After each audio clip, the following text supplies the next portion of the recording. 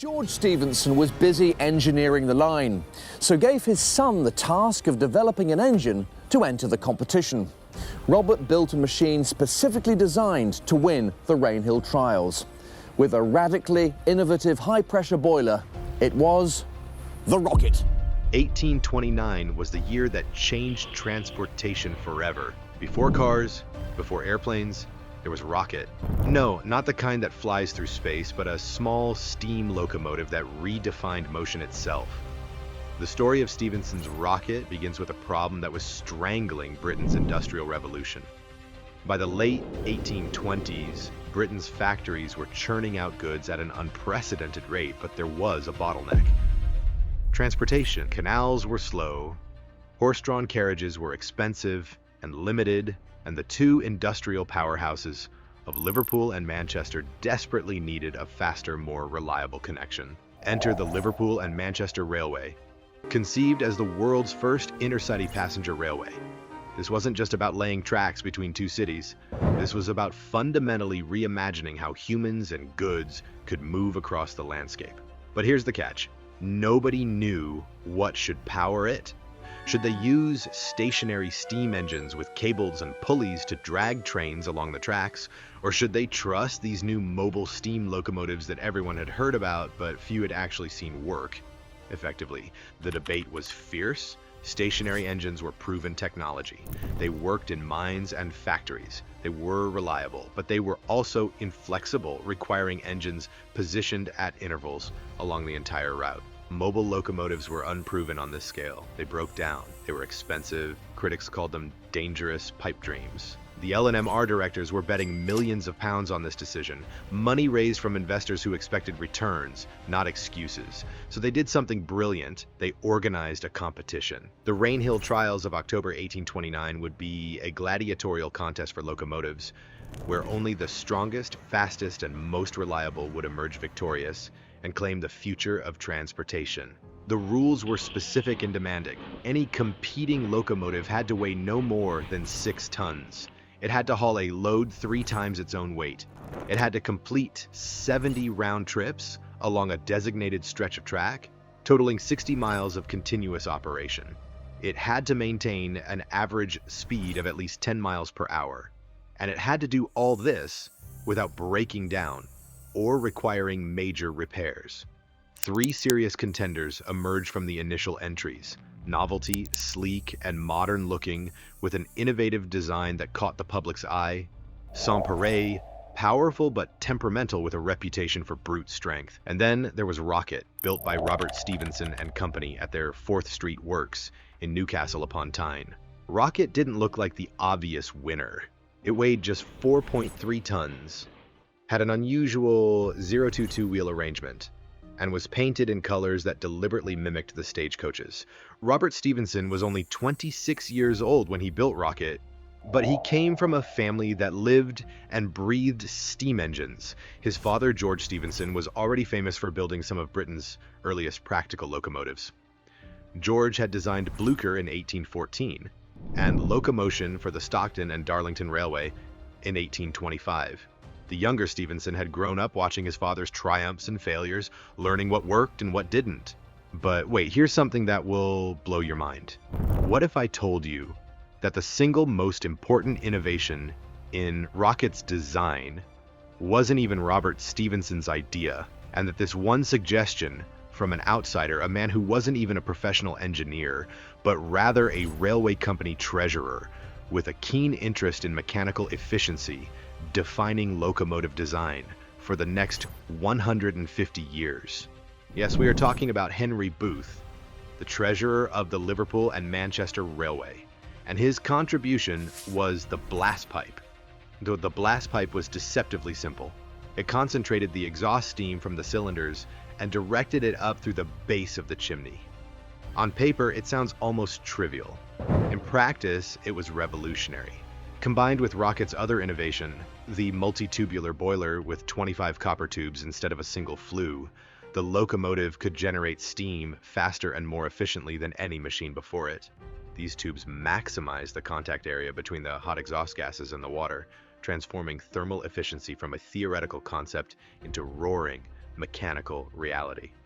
Robert Stephenson also made another crucial decision that separated Rocket from its predecessors: direct connection between the pistons and the driving wheels.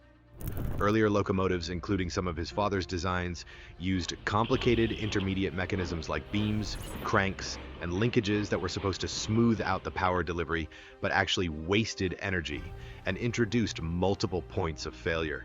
Every joint, every bearing, every connection was a place where friction could steal power and mechanical stress could cause breakdowns. Rocket stripped away the unnecessary and kept only what worked, and the pistons drove the wheels directly through simple connecting rods. And this made Rocket faster and more mechanically sound than locomotives that were theoretically more sophisticated. The separate firebox was another masterstroke.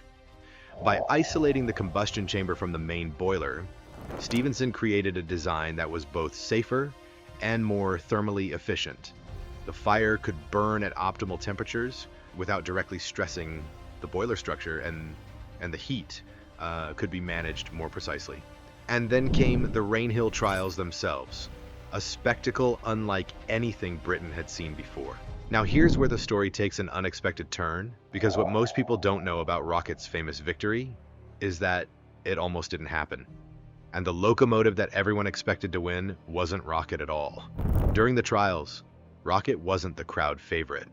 That honor belonged to Novelty. Novelty was fast. During its early demonstration runs before the official trials began, it reached speeds that had the crowd gasping in disbelief. Some reports claimed it hit nearly 30 miles per hour. Betting men in the crowd started putting money on Novelty. It seemed inevitable. Rocket looked old-fashioned by comparison, with its more traditional horizontal boiler and workmanlike appearance. But then disaster struck. When the official trials began and Novelty had to perform the grueling 60-mile endurance test, not a short sprint, but sustained, reliable operation under load, and its boiler couldn't maintain pressure. The vertical design couldn't generate steam fast enough to keep up with the engine's demands. The boiler joints leaked. The mechanisms overheated. The locomotive that had looked unbeatable was falling apart under the pressure of sustained operation. Then Sans-Pareil, the powerful heavyweight built by Timothy Hackworth, suffered a catastrophic cylinder failure and had to withdraw. Rocket was the only locomotive that completed all the required runs. It wasn't the flashiest, it wasn't the most beautiful, it didn't have the most innovative appearance, but it worked, averaging 12 miles per hour and hitting a top speed of 30 miles per hour during speed trials, matching Novelty's velocity while also proving it could maintain reliability over distance. And here's the kicker. Rocket didn't just win by default because its competitors broke down. Even if Novelty and Sans-Pareil had completed the trials, Rocket would have won because it was fundamentally better engineered. The judges declared Rocket the winner, awarding it the 500-pound prize. But the real prize was far greater. The Liverpool and Manchester Railway immediately ordered more locomotives based on Rocket's design. And in that moment, with that decision, the age of railways was born. Rocket's victory triggered an explosion of railway construction that transformed not just Britain, but the entire world, creating what we now call railway mania, and fundamentally changing everything from where people lived to how food was distributed. But what was it about this specific moment, this specific machine, that made it the catalyst for a transportation revolution rather than just another interesting invention that won a competition and then faded into obscurity like so many other brilliant technologies that never quite caught on? Well, it was the perfect convergence of timing, proof, and readiness. By 1829, Britain was ready economically, industrially, and infrastructurally for the railways. The Industrial Revolution had created both the demand for faster transportation and the industrial capacity to supply it. Iron production had increased dramatically, making rails affordable. Coal was abundant and cheap, providing fuel. Engineering expertise had spread through the building of canals and roads.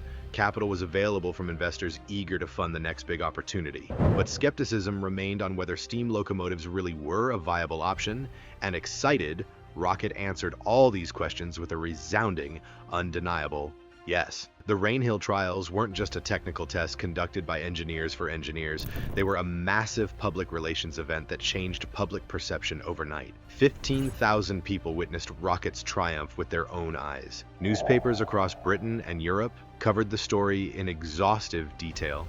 Engineers and industrialists who had been sitting on the fence, uncertain whether to invest in railway schemes, suddenly had proof that mobile steam power was viable. The psychological barrier had been broken. The Liverpool and Manchester Railway opened to great fanfare in September 1830, with rocket-style locomotives pulling passengers and freight between the two cities at speeds that were previously unthinkable. The opening day itself became infamous due to a tragic accident.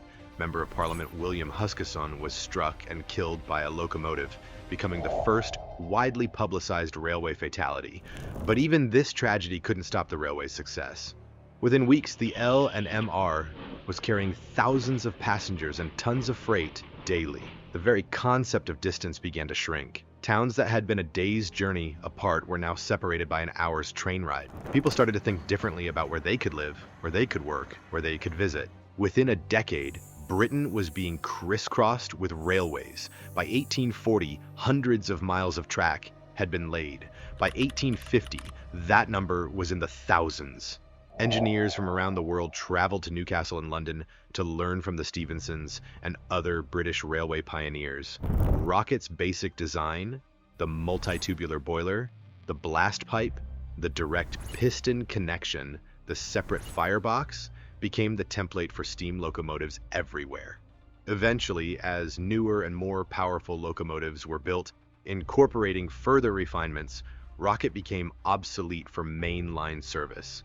It was retired and sold to a railway contractor where it worked on construction projects for several more years. For decades, it was just another old machine, its historical significance not yet fully appreciated.